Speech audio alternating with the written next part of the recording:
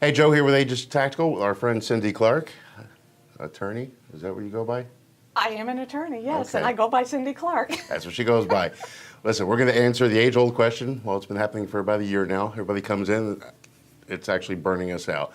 And that's marijuana and guns. Kind of weird. What's the heading for your... Oh, I just wrote an article last week, I guess, called Smoke 2 Joints in the Morning, Lose Your Guns in the Afternoon. And the reason I decided to write it is we get a lot of questions now that medical marijuana is legal in Florida. How does that affect your right to possess and buy guns? You know, we get people come in daily asking, they're either getting a prescription for it, and I know technically you can't have a prescription for it yet because it's federally still illegal, if they're going to be able to buy guns after that. And technically? Technically, no. The short answer is no. Marijuana is still a Schedule I controlled substance under federal law. And federal law trumps state law when it comes to possessing guns. Matter of fact, most states kind of piggyback on the federal laws and then add some more laws of their own. Florida is the same. Florida says federal gun laws apply in Florida, plus they've added a few extra. So it's weird. On the 4473, that's that application you fill out when you go to purchase a gun. One of the questions right on there is, are you a user of any controlled substances, which would be marijuana? Marijuana. But it actually says, are you an unlawful user? And that's what trips people up. Because they're like, well, no, I'm not an unlawful user. My doctor recommended that I use medical marijuana. So I'm using it legally. And again, it comes into state versus federal law. And under federal law, there is no legal use of marijuana. Period. Period. End of discussion. No ifs, ands, or buts. No weed. No buts. No smoking the ganja. No doing ganja. anything like that. The oils, anything. The vape. Well, It's all still weed. if it's truly THC, if it has THC in it, if it's weed, then it is a Schedule I controlled substance. It is treated Right. the same as heroin by the feds. Anybody want a brownie? On brownie, yeah. So again, when you're filling out that form, now people always ask, well, what about the HIPAA laws, that it's private? What you're between you and your doctor, your prescriptions and all that. But when they come in and they fill out this application, if they go down to that question, the unlawful user, and they are taking marijuana, they got a prescription for it, whatever it's going to be, the doctor recommended it, and they answer no to that, they're lying. Correct.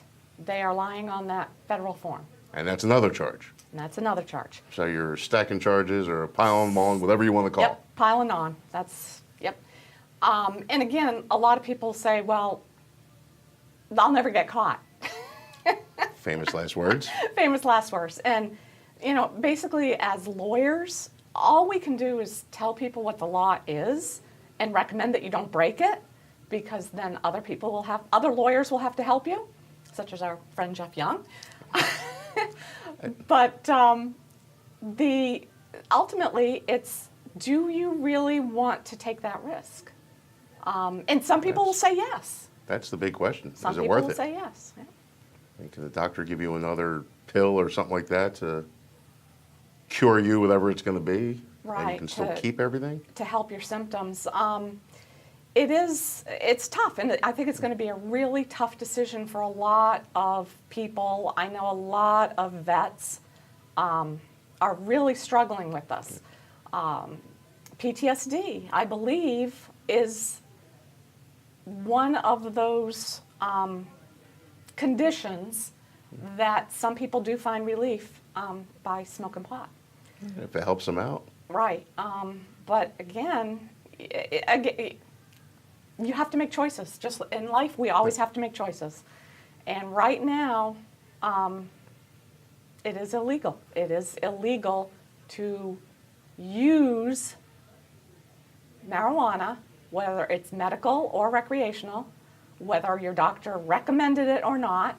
And as Joe mentioned earlier, a doctor cannot prescribe medical marijuana. People get caught up in the terms, but a prescription is a DEA prescription, and the DEA limits what drugs doctors can prescribe.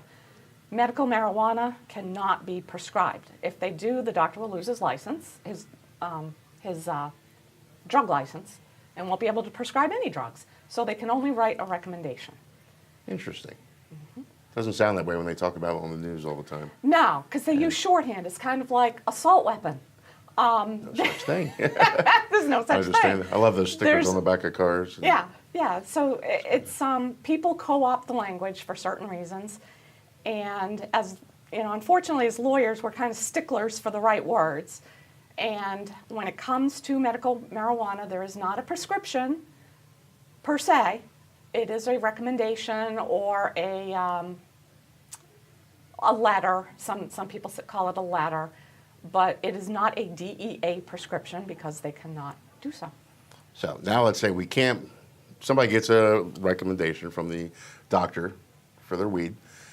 They can't, I shouldn't say weed. We can say I weed. say it anyway. Yeah. This is our video. We can say what we want. So they can't purchase a gun anymore. But it actually says they can't possess. They cannot possess. Under Florida statute, the one that references an unlawful user, that covers possession, transfers, ownership. Basically, you can't be near guns, period. You can actually transfer your weapon quickly just to get it out of your possession. That's about all that's allowed under the law.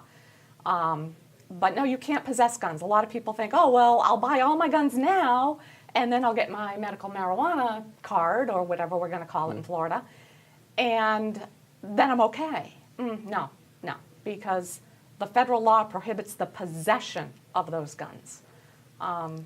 This is interesting. Yeah. Do you think this will ever change in the near future? Not in the near future. I think enough people probably would like to see the federal law change so that marijuana is removed from Schedule 1. That was put on there back in the 70s. So very old law. It's just nobody's really cared enough to do anything about it. You know, it's hard for politicians to support drug use. No matter how you look at it, that's how it's perceived. And it's hard for them to support that in a big way. So I think eventually it will come off Schedule 1, but I don't foresee it in the near future. Okay. Now here's another one that's a big kicker in all this. It really cracks me up. Can you still have a Florida concealed weapons license and have a recommendation And have for a marijuana? recommendation. That is funny because until we talked a little bit earlier, my understanding was that if you were prohibited under federal law, you could not have a Florida concealed carry license. But after scrutinizing the actual statutes and the form, the application, there is nothing in there that says you have to comply with federal law. There are just Florida Statutes and rules pertaining to having a concealed carry, and there is nothing about being an illegal user of a controlled substance. If you're convicted, if you have a drug record, or you're committed to an institution for drug treatment, then you wouldn't be able to. And again, there's certain timelines and all of that. Yes. But then you wouldn't be able to have your concealed carry, or it could be taken away. But interestingly, it appears that under our concealed carry statutes in Florida, you could have a prescription for not a prescription, a recommendation for medical marijuana, and still qualify to get a concealed carry permit or keep your concealed carry permit. But, big but, under federal law, you can't have guns. So you would have a concealed carry license, but you could not carry a gun, a firearm. But our license does allow you to carry other weapons concealed. I think knives, certain switchblades, things like that. Yeah, then you still have to have your concealed, and right. Those wouldn't fall under. So those you'd still be okay on, so you could have your concealed carry license, you just couldn't carry a gun. So it makes for an interesting... This sounds like a convoluted mess. It is. It really is. Like you said earlier, though, you have to weigh the costs and benefits, just like we do every day. We do it every day in our lives. When we break the law speeding, some of us not do. true. Only if you drive Mustangs and stuff like that. And motorcycles sometimes, Touche. so sometimes sometimes we decide it's worth the risk to break a law, that the penalty if we get caught is small in comparison with the fun we had. Yeah. So here, though, it's like, is that risk, the felony, the $250,000 fine, 10 years in federal prison, is that a risk you're willing to take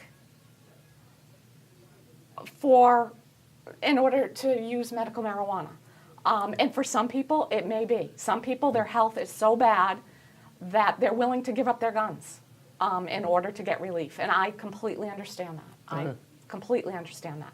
You got to do what's right for you. You do. You have to do what's right for you. The other things that come into play are what happens when family members, your wife is, she's got a medical marijuana card for chemotherapy, to help her through chemo, and she's got the combo to your safe. No, you got to change it, and she can't have the combo. Ooh. She cannot be around the guns. She cannot have constructive possession or possession of the guns. That's crazy. Yeah. So or your children, we all, a lot of us have adult children still living at home. Same thing. So it's a mess. It really is a mess. But I think the state and the feds got to get together and come up with some common ground here or something to. Well, but then you get into the whole states' rights argument. Yeah. So we have that issue too. We could be here for a long time with this. We could. So really, though, until it comes off the Schedule I controlled substance, we're going to have this push me, pull you type of thing between marijuana and guns. Like I said, you got to figure out what's best for you at that point in time and go that way. And don't lie on your federal forms.